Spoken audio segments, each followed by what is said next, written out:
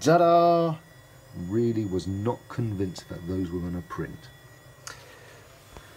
But they have finished and it looks pretty good.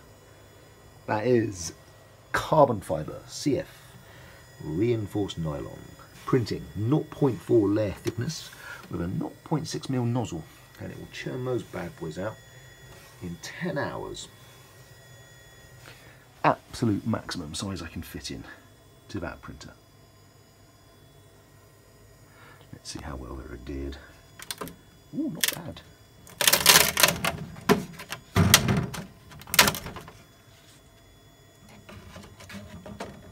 Look at that.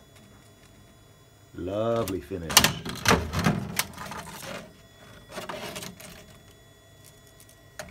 Very nice.